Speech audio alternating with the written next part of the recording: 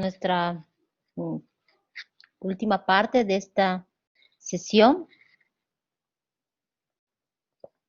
Les decía cómo la doctrina del estándar más alto o la invocación a la doctrina del estándar más alto y sobre todo ese análisis hermenéutico, ese análisis dinámico y evolutivo que tiene la jurisprudencia va a permitir identificar en todas estas sentencias, ¿no? Obviamente a partir de un análisis dinámico que reconstruyen el precedente a partir de los criterios de favorabilidad y extensividad. En un análisis dinámico de la jurisprudencia vemos, miren, cómo el derecho a la fundamentación y motivación ha ido evolucionando, ¿no? Vean, lo que nos decía antes, ¿se acuerdan? Una de las diapositivas o de las láminas nos señalaba que el análisis hermenéutico surge evidentemente frente a casos de sentencias obscuras, imprecisas, ambiguas y que obviamente exige una reconstrucción, una reinterpretación. Pero no solo, si bien surge a raíz de eso, pero lo que permite este análisis hermenéutico es siempre generar un análisis dinámico de la jurisprudencia, de reconstrucción, obviamente progresiva. Miren cómo el derecho a la motivación ha ido evolucionando. Una de las primeras sentencias que se emitieron por parte del tribunal de la época de los 10 años fue pues darnos el derecho que tiene toda persona a recibir una respuesta motivada y fundamentada. ¿Y cuál era el contenido esencial de ese derecho a la fundamentación y motivación que tenía la persona y obviamente a la vez se convertía en un deber de las autoridades, el deber de motivar y fundamentar? Fue el derecho a conocer las razones de la decisión, a conocer aquellas justificaciones que había emitido el Tribunal Supremo, cada uno de los jueces respecto a la solución jurídica que se le había dado en la sentencia, en la resolución que resuelve el recurso de apelación. Por lo menos conocer esas razones de la decisión. Este contenido esencial del derecho a la motivación pues se ha ido parafraseando, se ha ido aplicando uniformemente porque era un precedente explícito, era un precedente perfectamente construido y que fue a lo largo de los 10 años de la jurisprudencia del Tribunal Constitucional, permitió otorgar tutela a través del amparo y a través de la acción de libertad para reencauzar aquellas decisiones inmotivadas, arbitrariamente motivadas o insuficientemente motivadas. Pero y nació obviamente en un caso de autoridad judicial, de decisión judicial. Luego tenemos otra sentencia, quizá antes o quizá después, pero la que mejor construye este derecho es su extensión a las resoluciones administrativas. Entonces ese deber de motivación no solo le vincula al juez, sino también le va a vincular a las autoridades administrativas. Y esto vean cómo desde el inicio de la jurisprudencia del Tribunal Constitucional de la época de los 10 años trasciende este contenido del derecho a conocer las razones de la decisión, se va a replicando y parafraseando y vinculando de manera uniforme, es una de las líneas sólidas que tiene el Tribunal Constitucional, hasta que llega la sentencia constitucional 2221-2012. ¿No? Esta sentencia constitucional 2221-2012 hace una reconstrucción y una redefinición del derecho a la motivación a partir, obviamente, de ese carácter evolutivo. Y miren, con la sentencia 1369-2001 logramos tener, por lo menos, a que se nos expongan las razones de la decisión.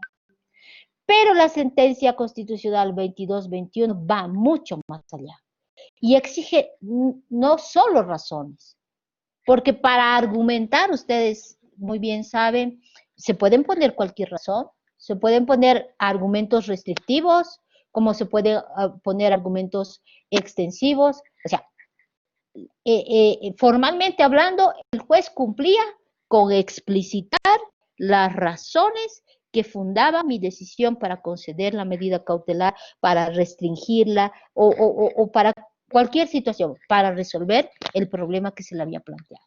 En cambio, la 2221 exige más. En esa construcción evolutiva dice, no cualquier razón es válida, no cualquier razón cumple con el deber de motivación y con el deber de fundamentación, sino las buenas razones. ¿Y cuáles son las buenas razones? Son buenas razones aquellas que son acordes al sistema jurídico imperante. En el caso boliviano, el sistema jurídico imperante, pues es un sistema que se soporta sobre la base de una constitución, sobre la base de un bloque de constitucionalidad y todo el sistema jurídico, incluida la jurisprudencia, incluidas las sentencias o las leyes, deben ser acordes a esa base principista axiológica. Esas son buenas razones. Esas respuestas jurídicas, esas soluciones jurídicas estarán, serán acordes, serán buenas razones si se encuadran en este sistema jurídico, si se encuadran en la doctrina de las directrices de interpretación. Entonces vean cómo la 2221 exige mucho más allá, el contenido esencial del deber de motivación se extiende.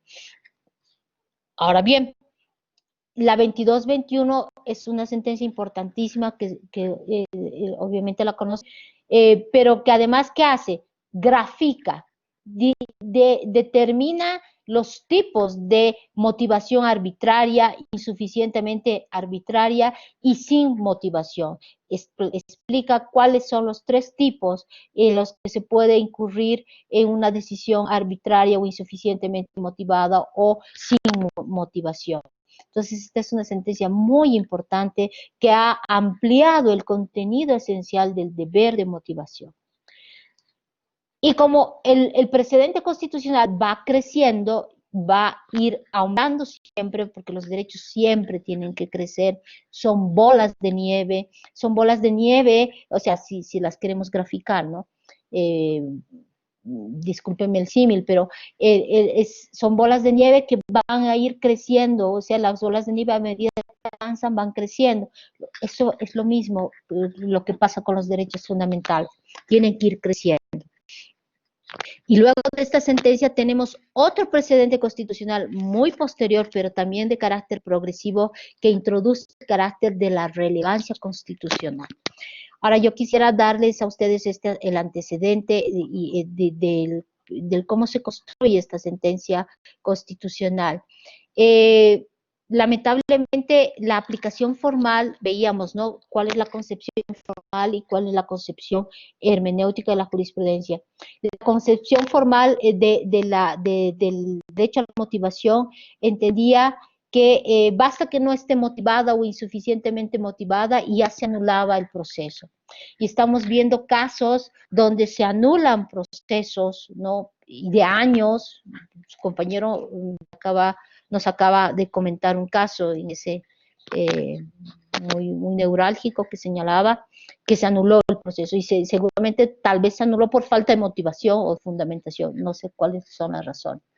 Pero un buen porcentaje de la jurisprudencia del Tribunal Constitucional, de las labores que realiza el Tribunal Constitucional y en el ejercicio de las acciones de defensa, están vinculadas a motivación, ¿no? Si ustedes quisieran hacerle un balance de qué derechos se tutelan y qué derechos son los más recurrentes en ser demandados, siempre están vinculados la mayoría con motivación, con fundamentación. Entonces, en estos casos, el Tribunal Constitucional entendió que se empezaban a anular decisiones, procesos por motivaciones, por fundamentaciones, que no necesariamente esa insuficiente motivación era relevante en la decisión del proceso, ¿no? Y que por lo tanto, si yo anulaba el proceso para que motive mejor, no iba a cambiar el resultado esencialmente, ¿no? Entonces, fruto de esta preocupación para evitar este fenómeno jurídico no querido con las anulaciones formales de los procesos por falta de motivación, cuando aunque esté insuficientemente motivada, pero es correcta, es coherente con el sistema jurídico, ¿dónde está la relevancia? ¿Cuál es la relevancia de anular el proceso si luego voy a llegar al mismo resultado? Y eso nos dice la sentencia 14-2018-S2, que viene a, además esta es un ejemplo que les decía, ¿no? Las sentencias sistematizadoras. Esta sentencia es muy importante, quienes no la conocen. Esta sentencia, ojo, es precedente constitucional de carácter jurisprudencial, por lo tanto no necesita caso análogo. Esta sentencia fue emitida en un proceso que si bien fue un proceso penal o un proceso agrario, no le vamos a exigir al abogado que nos busque otra sentencia del mismo caso o con igual problema jurídico. Hemos visto que para la invocación del precedente tengo que diferenciar para ver mi desanalogía qué precedente, frente a qué precedente estoy. Entonces, en este caso, esta sentencia de la relevancia o la 2221, pues es un precedente de carácter genérico, ¿no es cierto? Independientemente si se lo pronunció un proceso judicial, civil o se lo pronunció un proceso administrativo, vincula, porque tiene carácter de generalidad en supuestos fácticos similares, no tiene que tratarse del mismo proceso civil no es un precedente de carácter jurisprudencial, y que por lo tanto no necesita analogía fáctica. Y si quienes no la conocen, sería una de las últimas sentencias emitidas por el Tribunal Constitucional y tiene la particularidad que además es de estándar alto, ¿no? Y otra particularidad que tiene esta sentencia es que es una sentencia sistematizadora. En esta sentencia va a encontrar toda la línea jurisprudencial relativa al deber de motivación. Además, en esta sentencia también está vinculada a la temática de la valoración de la prueba. Resuelve dos problemas emite esta sentencia dos precedentes importantísimos vinculados a dos problemas fácticos. La falta de fundamentación y motivación y hace una sistematización de los supuestos de revisión de la valoración de la prueba. Y también tiene una exquisita sistematización, ya tiene el análisis dinámico de la jurisprudencia vinculada a estas dos temáticas. Entonces, yo se las dejo a ustedes, quienes no la conocían, para que la puedan revisar, estudiar. Es una sentencia muy importante en cuanto al deber de motivación y al derecho a la fundamentación y motivación de las resoluciones. Reitero, opera para cualquier caso.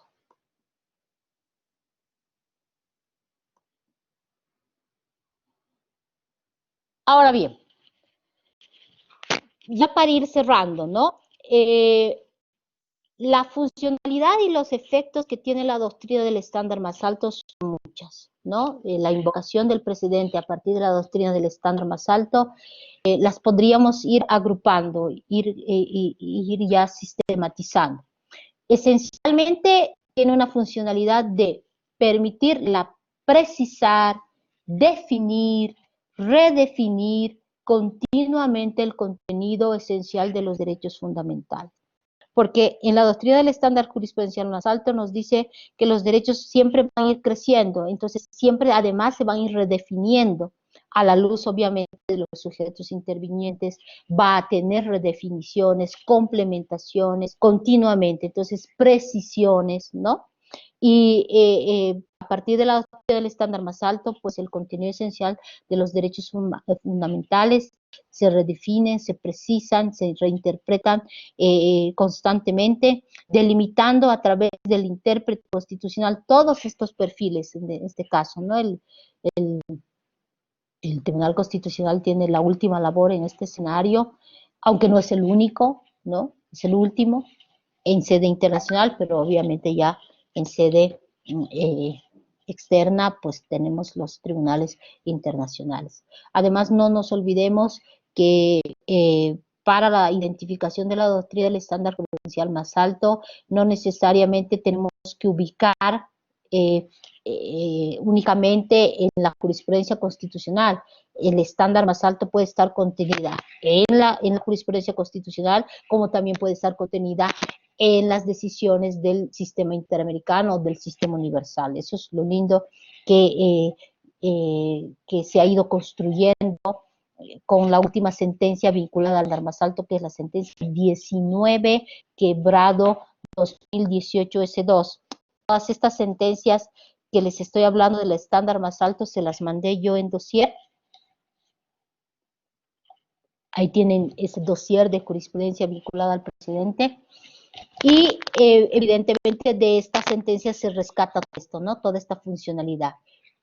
Reitero, la primera es la precisión, la definición, redefinición, delimitación constante, continua, progresiva y favorable de los derechos fundamentales.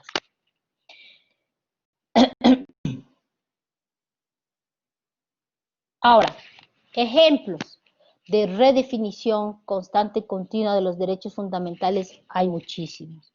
Hay muchísimos ejemplos, solo para ahora unos cuantos. Fíjense, vinculado al derecho de acceso a la justicia. Usted sabe muy bien que el derecho de acceso a la justicia tiene un contenido esencial, ¿no? Y además, este contenido esencial se lo mide no solo a nivel interno de la jurisprudencia, sino a nivel del sistema interamericano. ¿Cuál es el contenido esencial que tiene el derecho de acceso a la justicia? Son tres elementos. El primer elemento es el derecho de acceder a la jurisdicción, ¿no? Nació con este contenido esencial. Es el derecho de, por lo menos, lograr acceder a la jurisdicción.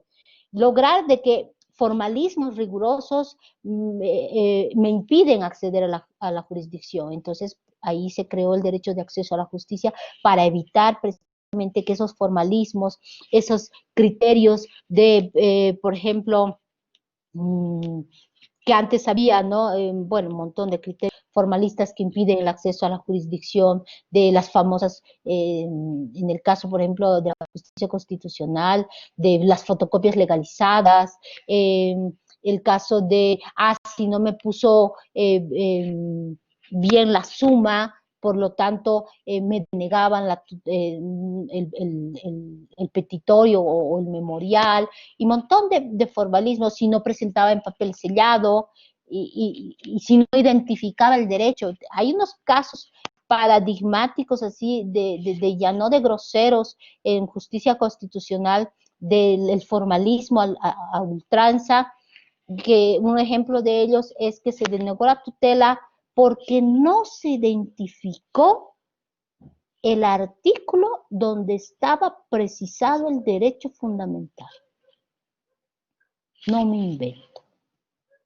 Es cierto. Denegado porque no se había identificado en qué artículo estaba previsto el derecho fundamental en cuestión. Ese realmente es un típico caso de impedimento, de obstáculo riguroso, de excesivo formalismo al acceso a la jurisdicción. Entonces, el derecho de acceso a la justicia ingresa con este primer contenido. Pero luego, a partir de la evolución constante de los derechos fundamentales, el derecho de acceso a la justicia no solo es el derecho a lograr acceder a la jurisdicción, sino que una vez que yo he accedido a la jurisdicción, tengo el derecho a que además se pronuncie una resolución motivada a lo que yo estoy solicitando. Viene a formar el segundo contenido esencial del derecho de acceso a la justicia. Y como tercer contenido del derecho de acceso a la justicia se incorpora que no solo es el derecho a acceder, no solo es el derecho a que se pronuncie una resolución motivada, sino que además forma parte del contenido esencial del derecho de acceso a la justicia el derecho a que se ejecute esa resolución que obviamente me ha otorgado el derecho o que ha definido mi derecho, etc. Entonces, estos tres elementos han formado parte durante años, hasta la sentencia 37-2013, como un contenido fuerte del derecho de acceso a la justicia. Pero ¿qué pasa con la sentencia 37-2013? La sentencia 37-2013 redimensiona el contenido esencial del derecho de acceso a la justicia a la luz de una interpretación plural, a la luz de la plurinacionalidad. Y se pregunta si el derecho de acceso a la justicia para pueblos, se pregunta, ¿qué es el derecho de acceso a la justicia para pueblos indígenas? Aquí aplica el Tribunal Constitucional enfoque diferencial. ¿Sí? Ustedes ya han ido viendo en los anteriores módulos las características del enfoque diferencial, y el enfoque diferencial, precisamente una de esas funcionalidades que tiene es focalizar a los sujetos intervinientes. Pues mi sujeto interviniente esta vez es un miembro del pueblo indígena, esta vez ni siquiera es un miembro, es un colectivo, ¿no? Por lo tanto, visibilizando sus particularidades, ¿no? Sus situaciones de contexto, pues el tribunal entendió que el derecho de acceso a la justicia tendrá el mismo contenido o tendrá que interpretarse y redefinirse a la luz de estas situaciones de contexto. Entonces el tribunal en esta sentencia entendió derecho de acceso a la justicia, primero se formuló el problema jurídico, ¿no? Y se formuló cuestionándose esta pregunta, o formulando este interrogante. ¿El derecho de acceso a la justicia para pueblos indígenas será trasladar, acercar más cerca a las comunidades los juzgados? ¿Será dar más proximidad para que naciones y pueblos indígenas, originarios y campesinos tengan acceso a la jurisdicción ordinaria? ¿Eso será el derecho de acceso a la justicia para naciones y pueblos indígenas? Les pregunto a ustedes, ¿eso será?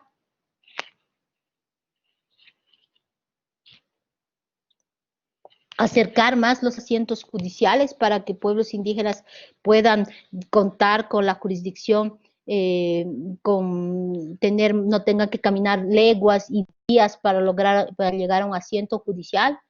Eso será el derecho de acceso a la justicia a partir de los pilares nuevos sobre los que se edifica el Estado plurinacional, a partir de la plurinacionalidad, el pluralismo jurídico, la interculturalidad. ¿Será eso el derecho de acceso a la justicia? A ver, me gustaría que tal vez podamos ir debatiendo, comentando esta sentencia o este criterio. Primero este interrogante y ya luego les diré qué definió el Tribunal Constitucional. ¿Qué opina? ¿O qué opinamos en este caso?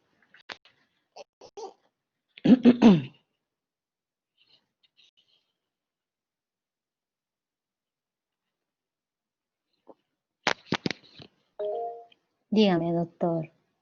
Muchas gracias. Ahorita, buenas noches. ¿No será también que seguiría la línea de que el momento que también pidan o entren o soliciten la justicia se les dé todos los mecanismos posibles, se les creen mecanismos posibles en los cuales ellos puedan sustentarse, como por ejemplo, si son pueblos indígenas originarios, ya la justicia tener un traductor específico para ir a un juzgado específico, o sea, no instantáneamente, pero de manera que se solicite, se pueda crear en lo más pronto posible un acceso a la justicia para ese tipo de personas. Yo entiendo eso, yo creo, o sea, en mi entender, yo creo que sería así. Para mí sería ese el acceso a la justicia, ¿no?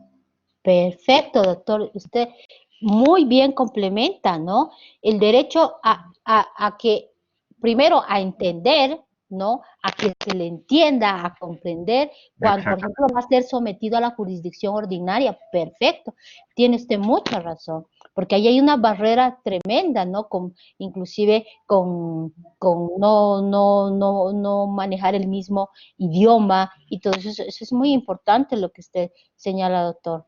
Tiene absoluta razón. Hay una definición, bueno, me parece muy importante lo que usted señala. No sé si alguien más quiere comentar.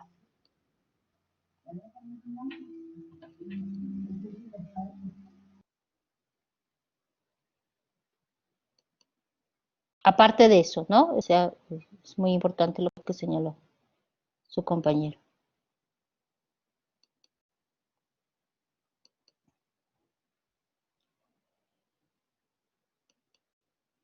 A ver, el Tribunal Constitucional, además recogiendo lo que señala su compañero, hay que tener en cuenta dos cosas, ¿no?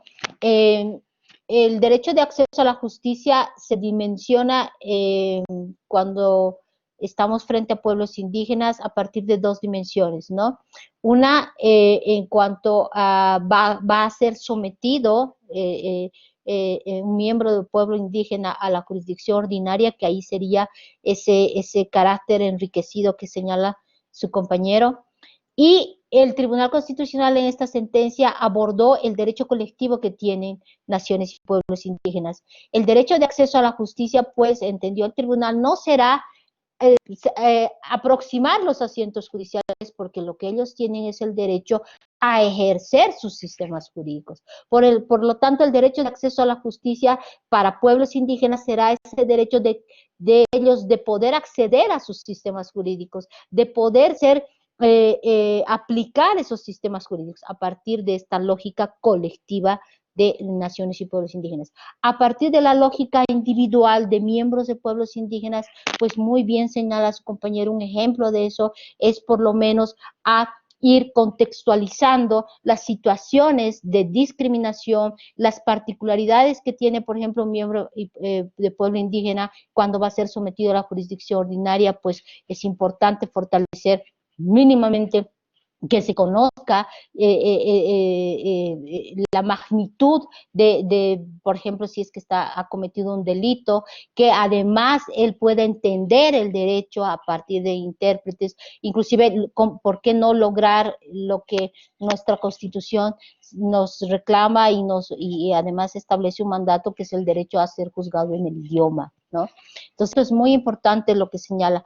Y vean cómo la sentencia 37 de 2013 ha redefinido lo que es el derecho de acceso a la justicia. Quiero encontrar en la lógica que señalaba su compañero, el precedente que se determinó. Espérenme un ratito. Vinculado a lo que señala su compañero. Aquí está. Espérenme un ratito. Aquí.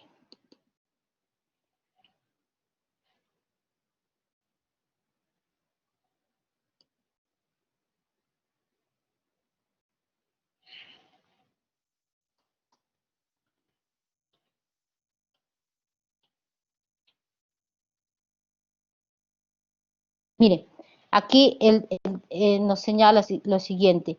En el marco de estos tres elementos que les había señalado, el derecho a acceder a la jurisdicción, el derecho a obtener una resolución motivada y el derecho a que esa resolución se ejecute, se reinterpreta este contenido esencial y para pueblos indígenas implica a que no existan obstáculos culturales para el acceso a la jurisdicción. En otras palabras, que naciones y pueblos indígenas o sus miembros tengan la certeza que el juez o autoridad que conoce su causa, lo que decía su compañero, conoce su cultura, sus principios, sus valores, sus normas, sus procedimientos, ¿no? Y con relación al segundo elemento, que es a que se obtenga una resolución motivada y a que se ejecute, pues, todos estos componentes, que esa resolución del caso sea ejecutada y además sea definida culturalmente adecuada. La decisión, la resolución que se va a adoptar sea una decisión culturalmente adecuada, es decir, que considere los principios, los valores, las normas y procedimientos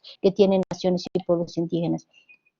Vean cómo la reconstrucción y la construcción continua del estar jurisprudencial más alto nos permite ir visibilizando cada una de estas redefiniciones que se tiene a lo largo de la línea jurisprudencial. Y respecto a no solo al derecho de acceso a la justicia, todos los derechos fundamentales siempre entran en una constante redefinición. Sí, doctor, lo escuchamos. Profesora, buenas noches. Doctora, perdón, la escuchamos. Sí, buenas noches, dígame. Profesora. Bueno, manifestar pues que dentro de esta redefinición de los derechos, de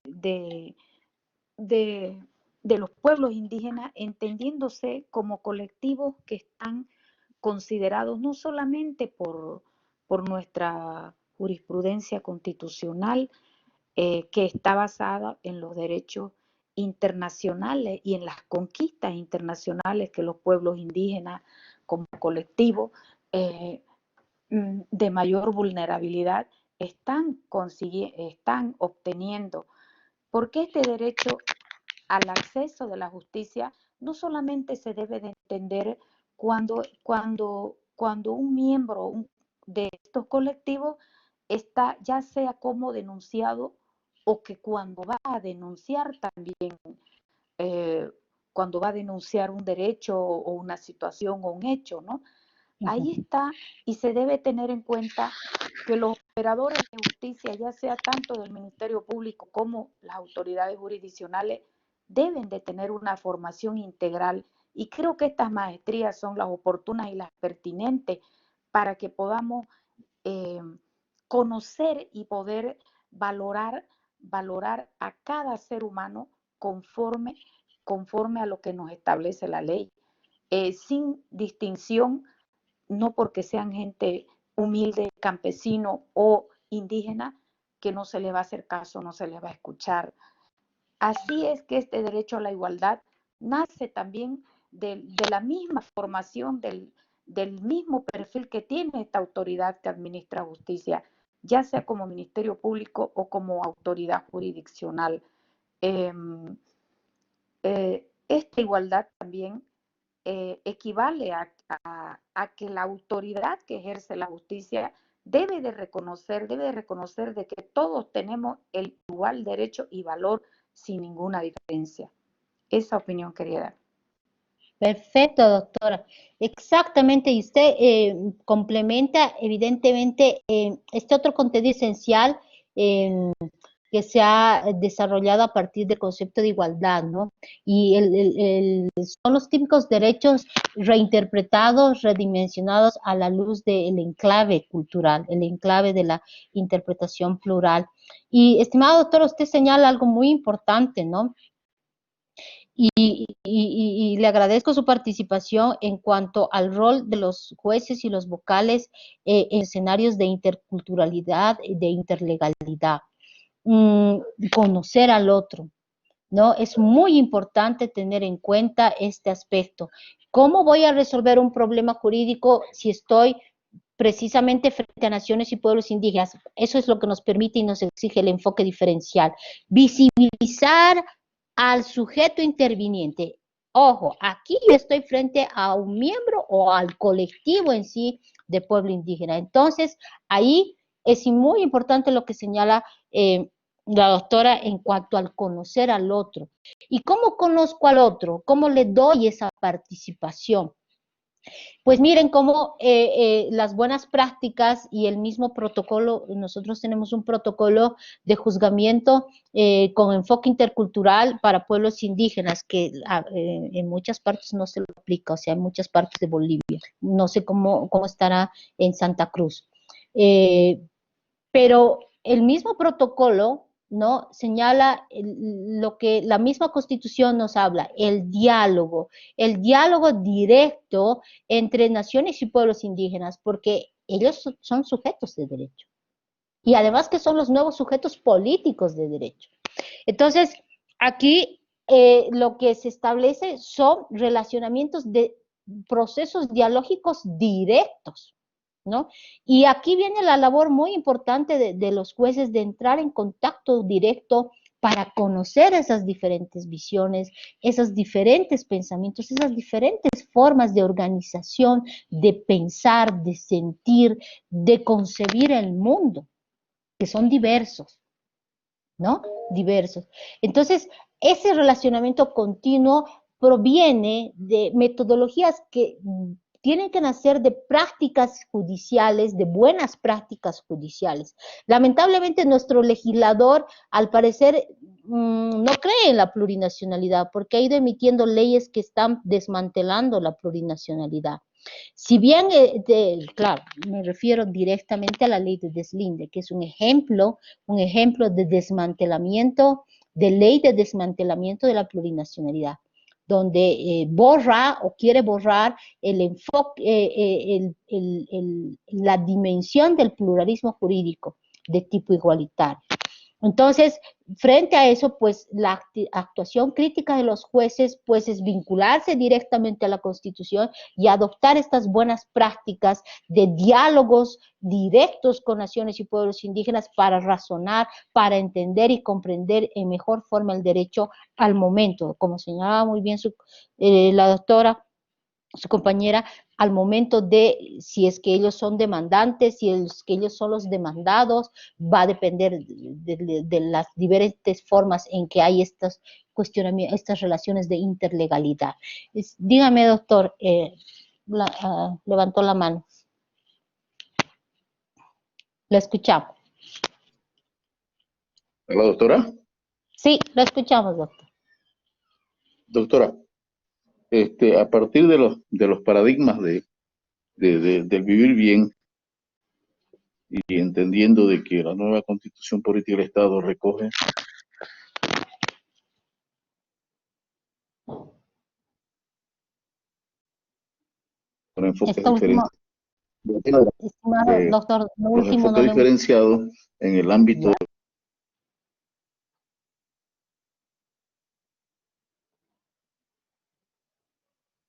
no le estamos escuchando bien, doctor. le decía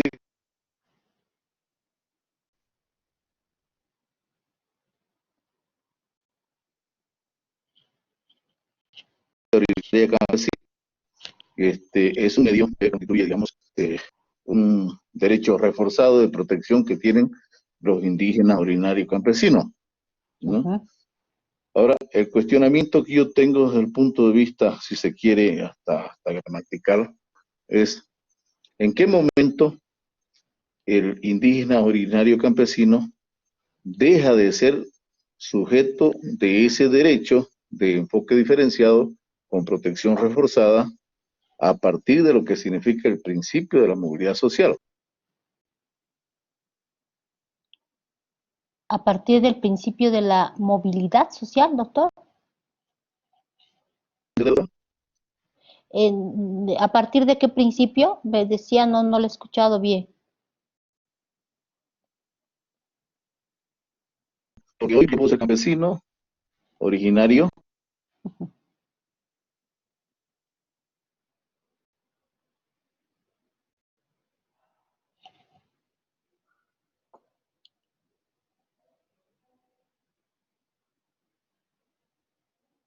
No, aplicación de justicia originaria campesina.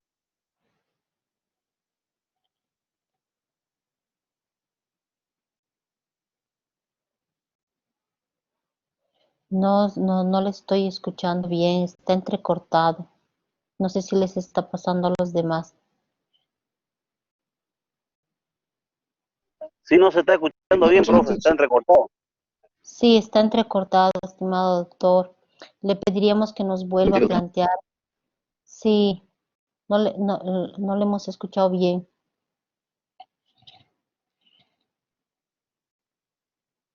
Sí, no le podemos escuchar bien.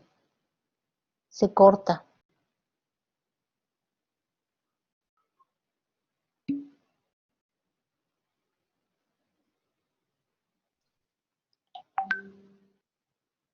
Se está cortando, doctor, nuevamente.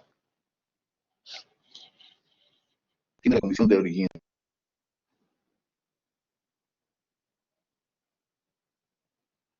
A ver. No le logro escuchar bien, doctor. Sí.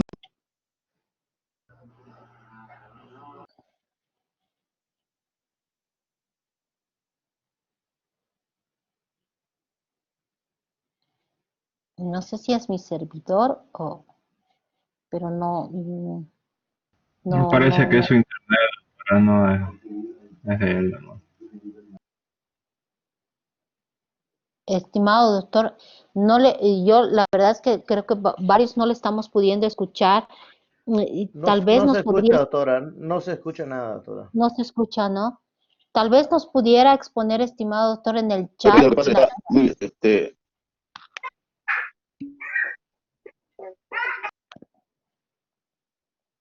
Sí, está entrecortado. A ver, ahora sí. Ahora, a ver, ahora sí, doctor, a ver, lo escuchamos.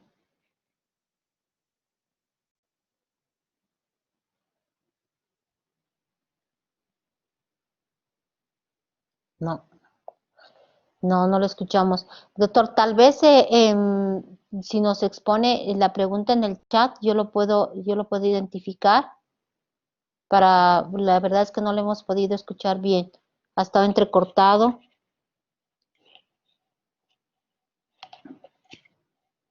Si es que nos podría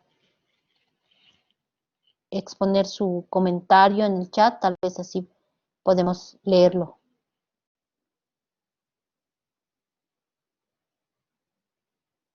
A ver, ¿me escuchan a mí? Sí, sí, se escucha perfecto usted, doctora. Ya. Sí, sí, lamentablemente no le pudimos escuchar al doctor. Entonces, doctor, le rogaríamos que por favor nos exprese su comentario en, en el chat, y así tal vez lo podemos leer. Ahora, con esa disculpa, terminemos de avanzar, doctor. Nos vamos a esperar su comentario en el chat. Entonces, ir estableciendo esta redefinición de los derechos que se los puede recoger a partir de la reconstrucción del estándar jurisprudencial más alto. Es un montón de derechos fundamentales que han ido y que exigen además una redefinición a la luz además de las situaciones de contexto. Creo que ahí el doctor tenía una pregunta vinculada al enfoque diferencial referido a pueblos indígenas. Y se ha ido reconstruyendo y se ha ido redefiniendo además los derechos, lo logrado a partir obviamente de los lenguajes de los derechos, que eso es lo que vamos a ver para la reconstrucción de la doctrina del estándar jurisprudencial más alto. Entonces, ya yendo avanzando, para avanzar, miren cómo aquí tenemos varias sentencias que han ido ampliando el contenido de los derechos fundamentales a partir de la lógica de la doctrina del estándar más alto, del contenido esencial, del criterio de análisis dinámico, evolutivo, hermenéutico de la jurisprudencia. Son estándares altos, bueno, aquí yo ya los tengo identificados, en una pequeña labor de investigación del precedente, vinculado a varios casos, ¿no? El debido proceso sustantivo, por ejemplo, esta es una construcción del Tribunal Constitucional, creo que no se lee bien la sentencia 683 2013, que hace una diferenciación de lo que es debido proceso adjetivo y debido proceso sustantivo vinculado precisamente el debido proceso vinculado a los criterios de razonabilidad, justicia e igualdad de las decisiones judiciales, ¿no? Es una sentencia preciosa, vinculante, de estándar alto, que se la invoca y se la debe aplicar, ¿no? El derecho a la eficacia de los fallos, por ejemplo, es otra sentencia preciosa. Lamentablemente no vamos a poder ir estudiando todas las sentencias, yo las paso rapidito, sí vamos a volver a alguna de ellas por cuestiones de pedagogía, simplemente para ir reforzando algunos ejemplos que tenemos. El derecho a la eficacia de los fallos, que viene hasta el contenido de acceso a la justicia, es importante esta sentencia, la 15 quebrado 2018, de carácter vinculante, además, para inclusive la exigencia que se tiene a autoridades judiciales y autoridades administrativas a ser claros en la parte dispositiva de sus decisiones judiciales, para evitar inclusive que luego no poder acceder a la eficacia del fallo, porque se emiten sentencias ambiguas, obscuras, que no se entiende cuál es su alcance, y obviamente esto tiene una directa incidencia con el derecho fundamental a la eficacia de los fallos, porque las sentencias no se pueden materializar, no se pueden cumplir a raíz de esta ambigüedad que se emite. Y aquí el Tribunal Constitucional se autopingula porque él mismo se exige que tanto vocales y jueces constitucionales, jueces ordinarios, autoridades administrativas y el propio tribunal está obligado a emitir sus fallos no solo de manera clara en la parte argumentativa, sino esencialmente en la parte dispositiva, determinando con alcance y claridad la definición del quantum o el alcance de la decisión, hasta dónde va a ir, y adoptando obviamente las decisiones de manera completa. Es una hermosa sentencia y además es una sentencia sistematizadora que les invito a que la lean. Aquí hay un pedido. Sí, yo les había manifestado ayer que estas presentaciones las he preparado para usted, para ustedes, y por lo tanto son para ustedes. Solo sí les quería pedir que a medida que voy pasando las clases las voy aumentando. Es un solo archivo que se les voy a mandar. Entonces se los voy a mandar a mañana, porque vamos a terminar toda esta primera parte. Entonces mañana ustedes ya van a tener en el chat las diapositivas. No se preocupen, que esto es para ustedes. El Iura Novit Curia, esta es una sentencia preciosa, un poco resistida desde el ámbito procesalista, ¿no? Pero es una sentencia expansiva por parte del Tribunal Constitucional y sobre todo en justicia constitucional. Y aquí el Tribunal Constitucional se redefine y redefine esencialmente ese formalismo riguroso que ha habido respecto al amparo constitucional. Si de las acciones de defensa todas están rodeadas del informalismo, de la inmediatez en la protección, pues el amparo constitucional tiene lamentablemente una vida jurídica oscilante entre proteccionismo y formalismo. Y ustedes saben que en el amparo constitucional tengo que precisar bien los derechos, tengo que formular bien la causa de pedir, porque hasta ese entonces, sobre todo con la sentencia 505 y la 365-2005 que se construyeron en esa época, si yo no armaba bien mi causa de pedir, me rechazaban. ¿Se acuerdan de los rechazos sin límite? Pues son expresión de respuestas formalistas, ¿no? ¿Y qué hace el iura novit curia? Pues el iura novit curia es un principio esencial que establece que al juez hay que darle los hechos y él nos da el derecho. Y en materia constitucional, con mayor razón. Y la sentencia 30 precisamente se engarza, se ancla en el iura novit curia y pues aquí descarta toda esa sentencia paradigmática que hubo, que se denegó justicia porque no se citó el artículo específico del derecho fundamental. Imagínense, denegar la tutela por no haberse llegado a esa precisión. Entonces, en el iura novit curia, inclusive, a partir de esta sentencia, esas imprecisiones de conexión directa con el derecho, pues se van flexibilizando, porque lo que le tengo que dar en justicia constitucional al juez son los hechos.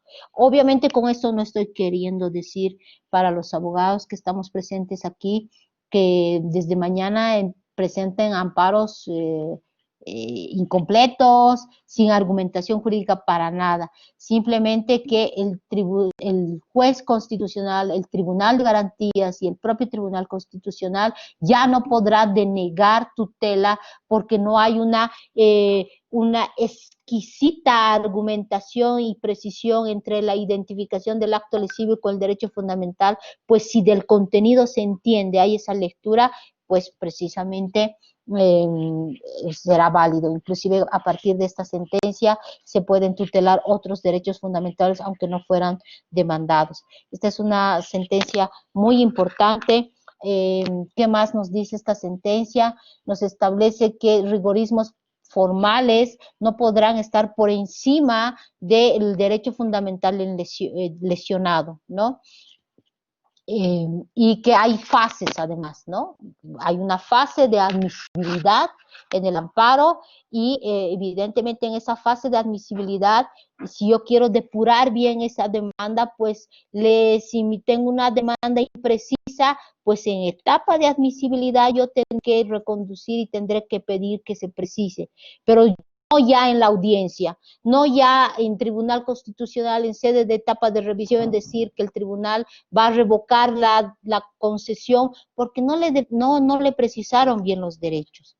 Entonces vean cómo esta sentencia 30 es una sentencia muy enriquecedora a partir de una lógica antiformalista del derecho, en cuanto a el excesivo rigorismo procesal o formal que se ha dado al amparo constitucional y que en algunos casos lo ha convertido en un escenario más que de concesión, en un escenario de denegación por cuestiones formales.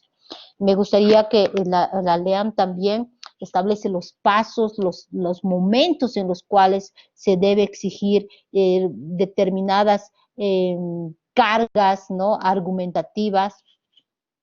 O sea, si yo ya pasé la fase de la admisibilidad, donde tengo que hacer dos test, el test de la causa de pedir y el test de las causas de improcedencia reglada. Ya en audiencia ya no podría salir por ninguna de estas dos causas. Eso también nos dice el Jura Novit Curia. Y sobre todo, en el caso fáctico que se resolvió, nos señala de que no se puede denegar la tutela porque no se precisaron correctamente los derechos, pues es el juez a partir de este principio que si ya tiene los hechos, pues podrá definir y acomodar perfectamente al derecho lesionado.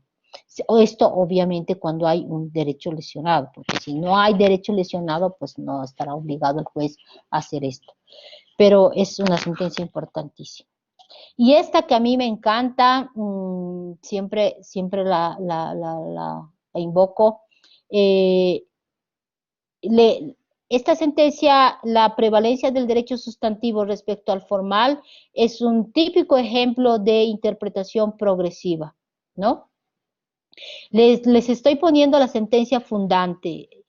Ustedes con este número pueden encontrar varios casos más de sentencias en las que se ha aplicado el principio de prevalencia del derecho sustancial sobre el formal, ¿no? Es una sentencia preciosa donde aplica un criterio de interpretación exigible en materia de derechos fundamentales. Y esto es fruto del bloque de constitucionalidad, este principio de prevalencia del derecho sustantivo sobre el formal ha nacido desde la doctrina del sistema interamericano. ¿En qué consiste? Solo para recordarles, nada más. Me imagino que ya la han revisado en otros módulos.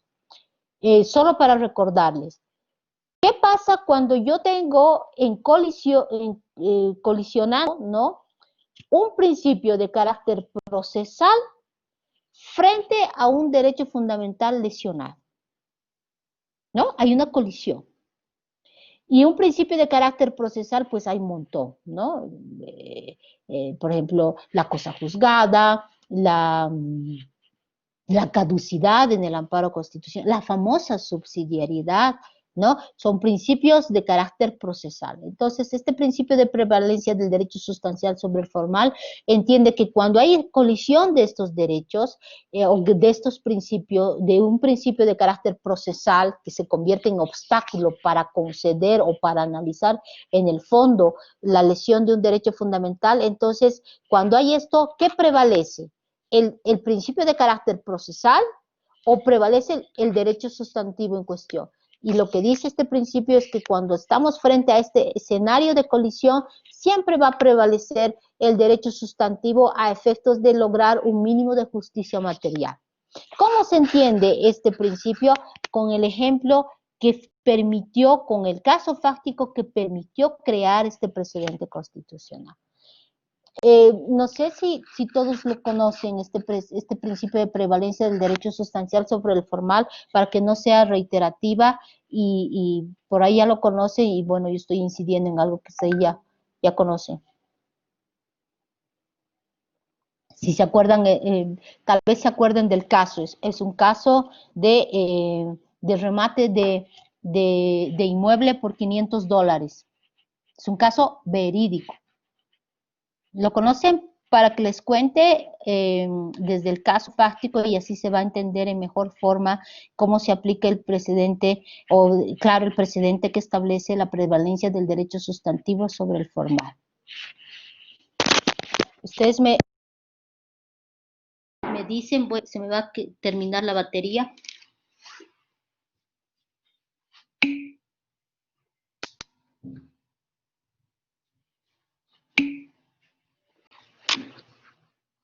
Sí, lo conocen para que pasemos. ¿Lo cuento? Ya. Bueno, con su permiso. Es que es ya no de grosero en la lesión. Y con este caso no se van a olvidar nunca. Y grafica el por qué se tuvo que crear este precedente. Y este precedente constitucional es vinculante en cualquier tipo de proceso, no solo en uno de remate como ocurrió en este caso. Este precedente, como es de tipo jurisprudencial e interpretativo y vinculado también a procesal constitucional, no exige precedente análogo o analogía fáctica. Miren, este es un caso que ocurrió en Cochabamba, ¿no? Y resulta que son dos esposos que, rapidito les voy a contar porque ya había sido la menos 20.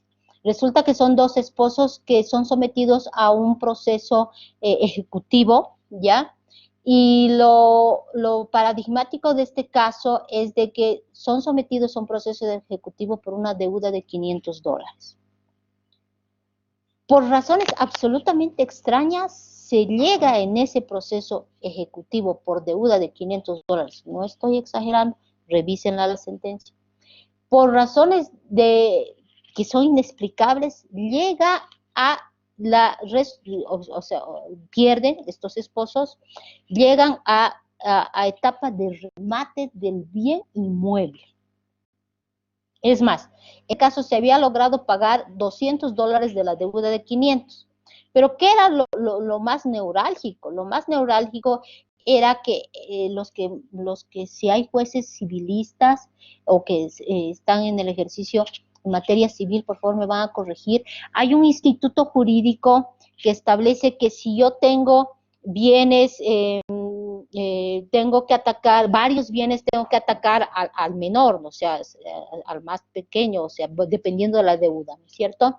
Entonces, en este caso, esta persona tenía una línea telefónica, tenía un automóvil y tenía el inmueble. Por razones absolutamente extrañas, se llega al remate del bien inmueble. ¿Qué pasa? En el remate del bien inmueble, los esposos, pues, interponen un incidente de nulidad del remate atacando el remate. Atacando el remate, estableciendo que no se había realizado notificaciones y, bueno, un montón de irregularidades en este remate. Y el juez de la causa, evidentemente, rechaza el incidente de nulidad, ¿no?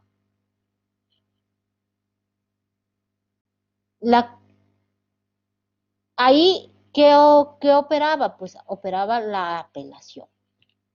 Pero ¿qué pasa? El abogado de los esposos no apela y directamente interpone el amparo constitucional. Entonces, todos dirán caso fácil, porque subsidiariedad. Aquí se aplicaría la doctrina de la subsidiariedad del amparo constitucional. Pues eso es lo que hizo el juez de garantías. Aplicó formalmente el precedente constitucional, le habilitaba a fallar frente a un caso donde no se había agotado el bien jurídico, o que es la subsidiariedad. Entonces el Tribunal Constitucional aquí ve pues una absoluta grosera lesión al derecho fundamental en cuestión, ¿no? Y por lo tanto tenía un obstáculo procesal, tenía de por medio un principio que rige a la esencia del amparo constitucional, que es la subsidiariedad. Este obstáculo procesal, que es un principio, se estaba oponiendo o estaba colisionando con el derecho fundamental en cuestión que estaba vinculado a este caso de los esposos, porque era una decisión absolutamente desproporcionada que había logrado llegar hasta el remate de un bien inmueble por una deuda de $500. Entonces, ¿qué hace el Tribunal Constitucional? Aquí aplica la prevalencia del derecho sustancial sobre el formal.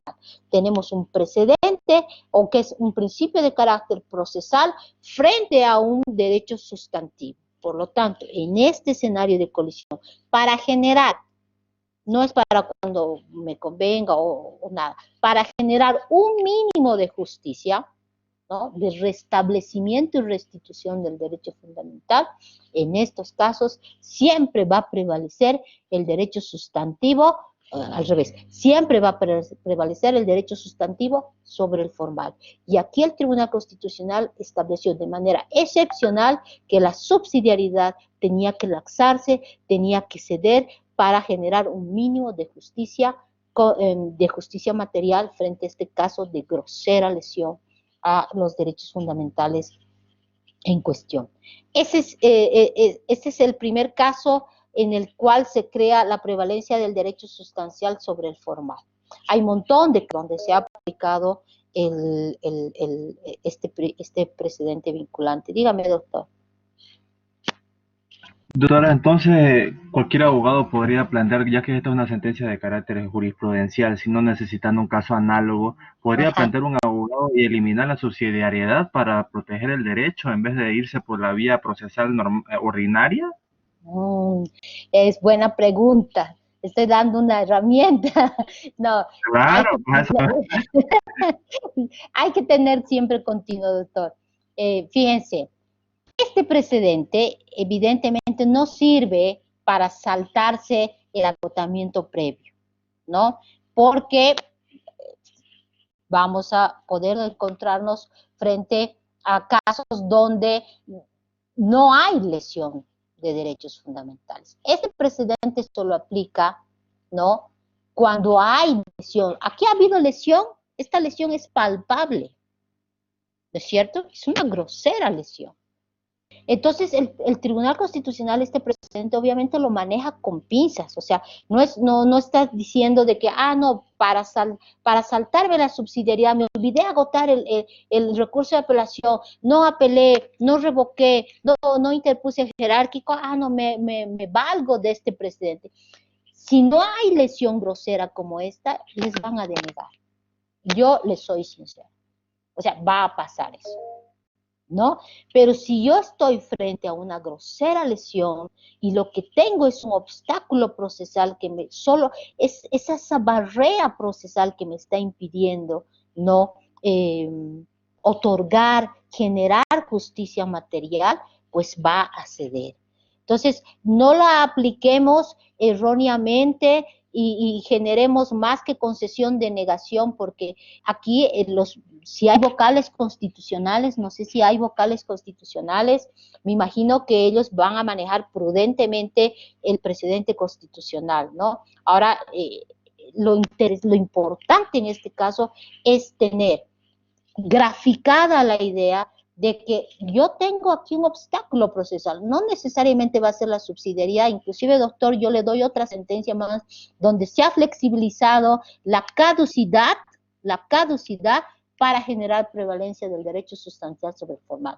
Pero nosotros como abogados tenemos que ser responsables, ¿no?, al invocar este precedente, y los jueces también tienen que ser responsables al aplicarlo, el precedente, no responsables en que van a denegar, sino simplemente responsables en aplicar el precedente cuando estemos en groseras, cuando hay lesión.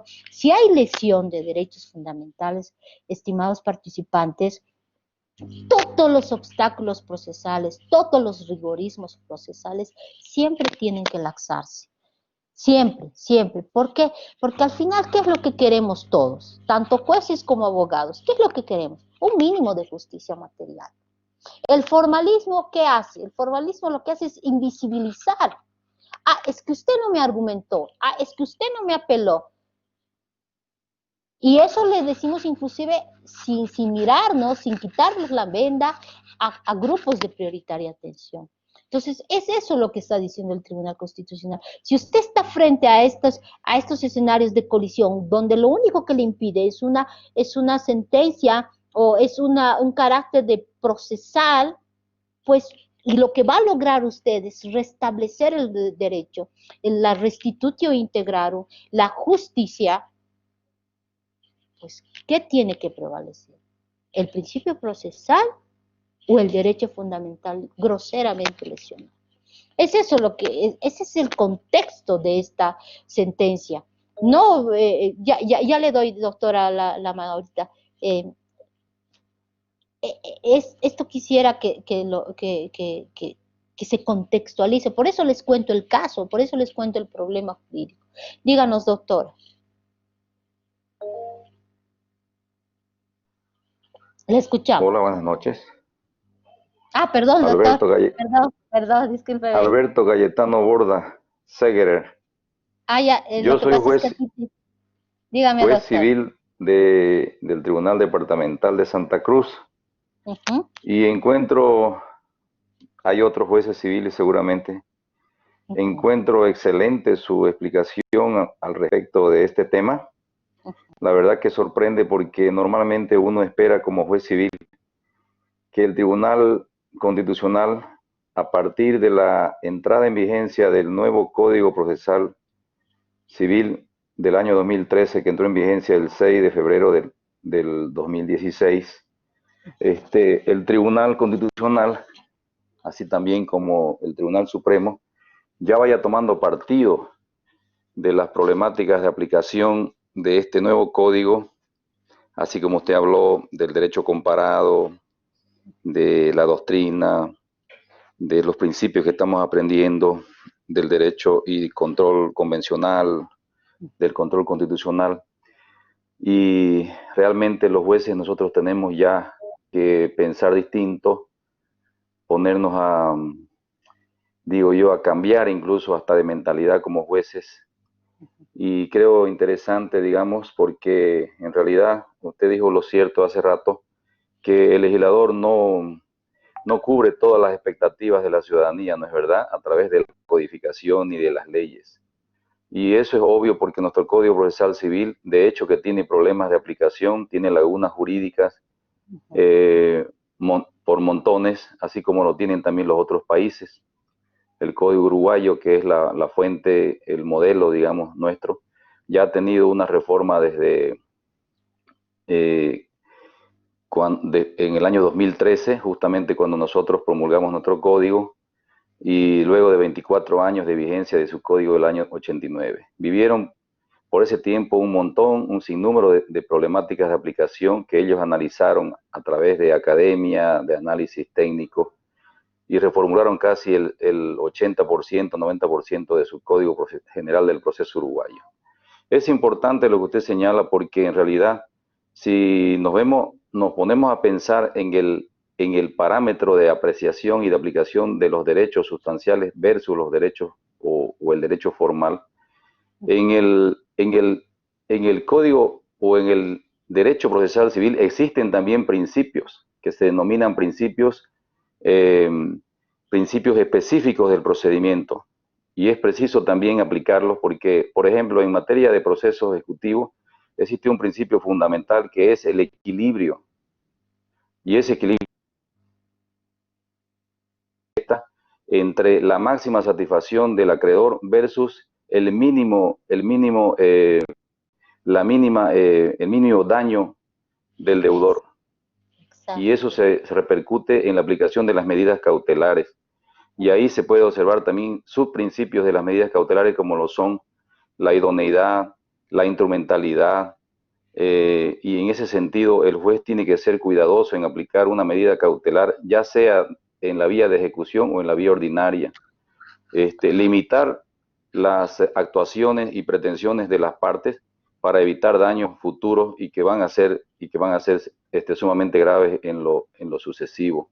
Y por lo tanto, si el juez está ante la disyuntiva de reprimir, por ejemplo, los intereses o las pretensiones indebidas de las partes, lo tiene que hacer.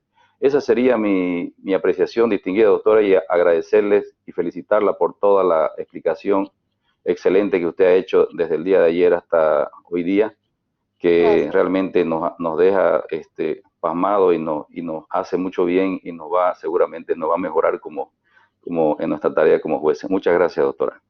No, a usted las gracias, doctor, por complementarnos ese contexto desde la visión procesal civil. Es muy importante, doctor.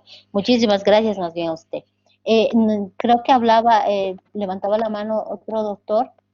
Sí, doctora, yo tengo una consulta. Sí, bien. Usted nos dice que se debe aplicar el derecho sustancial sobre el procesal o sobre el formal, como primer elemento. El Tribunal Constitucional en ocasiones ha omitido, digamos, aplicar algunas reglas bajo este principio, cuando existen groseras acciones. Mi pregunta es, ¿cuáles son los parámetros para una lesión? ¿Tendría que haber algún criterio, dado que si no es un tema subjetivo? Porque para mí como juez puede que algo lo considere grave como algo que no lo considero grave y va a depender de la formación que yo tenga. Entonces, ¿cuál es el criterio que ha asumido el Tribunal Constitucional para escoger los casos en los que consideran una lesión grosera a la vulneración a algún derecho? ¿Por qué le digo? Yo he conocido un caso en el cual se ha condenado a una persona en aplicación retroactiva de la ley. O sea, este es un caso del año 99 y le han aplicado la ley Marcelo Quiroga Santa Cruz en un delito de incumplimiento de deberes. Si se aplicaba la ley vigente al momento de la ejecución del hecho, no había ni cárcel.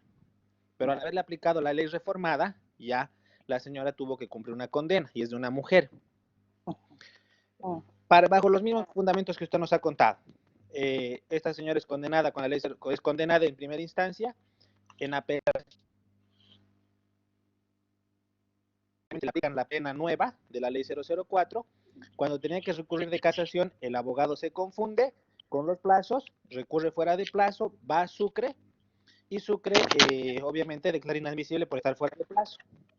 Ante eso hacen un amparo indicando de que ha habido una confusión del abogado y que se flexibilice porque el antiguo código decía 10 días, el nuevo decía 15 y ahí hubo la confusión y el tribunal denegó la tutela. Entonces para mí era grave porque esa señora nunca debió haber entrado a la cárcel. Posterior a ello, se ejecuta el mandamiento de condena. La señora ya estaba en la cárcel y estando ya cumpliendo la pena, ya la señora se enferma y se activa una acción de libertad y la acción de libertad es concedida en sede constitucional bajo el tema, 1, la aplicación retroactiva de la ley y 2, que la señora se encontraba bastante enferma dentro del penal. Se deja sin efecto, conoce la resolución, Sucre repara el auto supremo y dice evidentemente aquí ha habido estos errores y aplica la pena vigente al momento de la ley del hecho, o sea, de 1 año. Entonces ya no entraba a la cárcel. Pero va al Tribunal Constitucional y el Tribunal Constitucional, yo por lo menos considero que eso es una lesión grave, porque era una aplicación retroactiva de la ley. Y el Tribunal aplica una autorrestricción y dice, no, aquí juzgada porque ya se ha resuelto. Entonces, por eso mi pregunta es, ¿cuál es el criterio para escoger cuándo es una grosera lesión al derecho fundamental? Estimado doctor, el caso que usted da es una grosera lesión. Ahora, el problema es ese, ¿no? El problema es ese. El problema es que no todos los jueces, no todos los magistrados nos vinculamos a la esencia que tiene la justicia constitucional, que es ser el último instrumento que tenemos los justiciables para lograr la reparación del derecho, ¿no? De ahí inclusive hasta, esa es la diferencia que ahora el constituyente nos ha puesto entre, antes era jurisdicción constitucional y hoy es justicia constitucional. No son sinónimos, tiene un carácter axiológico fuerte el nuevo contenido de la justicia constitucional. A mí me da pena, estimado doctor, y obviamente aquí, en el caso que usted señala, y peor todavía si ha venido una revocatoria desde el Tribunal Constitucional, cuando es al revés, el tribunal es el último que debe reconducir lo mal obrado, aquí ha habido un apartamiento al precedente del estándar jurisprudencial más alto. Esa sería mi respuesta, estimado doctor, porque yo les he contado ayer el fenómeno no querido de los feudos jurisprudenciales, los señoríos feudales. Hay bajo ciertas lógicas que manejan las salas, no se vinculan al precedente y obviamente el tribunal, no hay una, si usted me pediría un parámetro de decir esto es grosero, esto es no, eso es no se podría decir, o sea, decir, ¿cuántos días voy a tener como grosero de privación de libertad a una persona? Para unos va a ser tenerlo 4 días va a ser grosero, eso es indeterminado. En cambio, para otras autoridades, aquí para que vea usted la diferencia, o sea, empezar a hablar, lo grosero es algo indeterminado, porque usted me dice, y con mucha razón me dice, ¿cuáles son los parámetros? Fíjense, para algunos será grosero, si estoy hablando de libertad, grosero tener privado 10 días, para otros 5, para otros no. ¿Saben qué? Para el Tribunal Constitucional de la época de los 10 años se tuteló la primera sentencia para generar doctrina y lenguaje jurídico de respeto a los derechos fundamentales. El Tribunal Constitucional tuteló una acción de libertad en esa época de habeas corpus porque esa persona estuvo privada 9 horas en los casos, ¿se acuerda?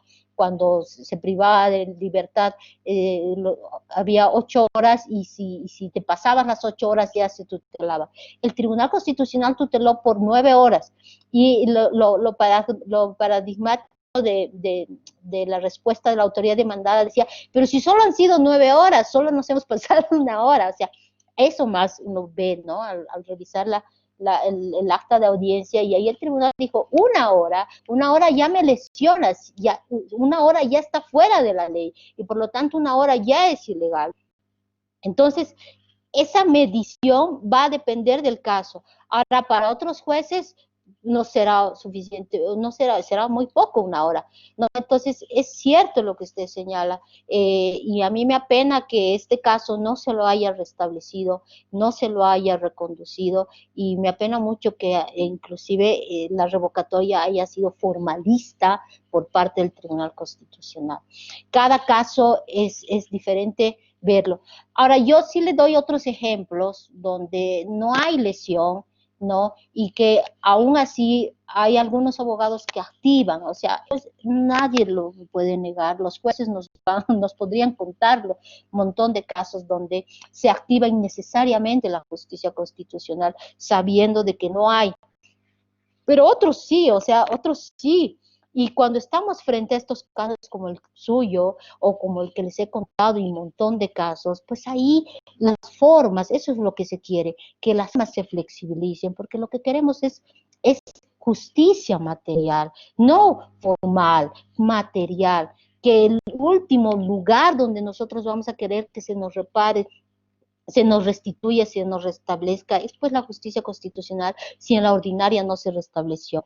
Entonces, frente a eso, estimado doctor, yo la verdad, no hay una sentencia que haya dicho esto es grosero, esto es lesivo, esto es un quantum, o sea, no hay, ¿no? Y lamentablemente nos vamos a, ese es el problema que estamos viendo en la justicia boliviana, la falta de predictibilidad de las decisiones judiciales.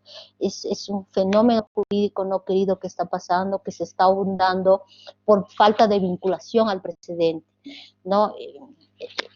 Ese es mi diagnóstico, bueno, que raya a veces en el pesimismo, pero siempre luego nos despertamos tratando de volver a confiar en la justicia, y bueno, es una lucha diaria, como señalaba el doctor. No le podría decir el quantum, o sea, no hay una sentencia que haya definido y haya determinado, eso sí reitero. Si usted me pregunta a mí mi opinión en el caso que usted ha contado, pues sí era un caso grosero de lesión, ¿no? Eso, estimados doctores, yo les agradezco mucho. Bueno, ya nos hemos pasado. Mañana continuaríamos nuestra sesión. Mañana es en la mañana, ¿no es cierto? Entonces, mañana empezaríamos a las 9, ¿les parece?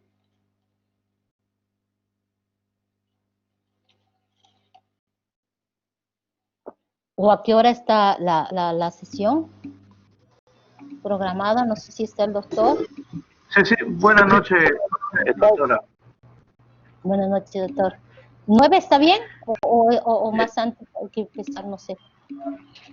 El horario lo pone usted, doctora, pero normalmente dice, depende de usted, doctora. A las 9, entonces empezamos siempre puntuales, a las 9 de la mañana, ¿qué les parece? Perfecto, doctora. ¿Está bien? Perfecto, doctora, muchas gracias. De acuerdo, doctora, de acuerdo. Está bien, entonces De nos acuerdo. vemos mañana a las 9. No se olviden. Muchísimas gracias, descanse, doctorita. Descansemos todos. Hasta luego, buenas noches. Igualmente, hasta luego, profe. Hasta mañana. Hasta mañana. Buenas noches.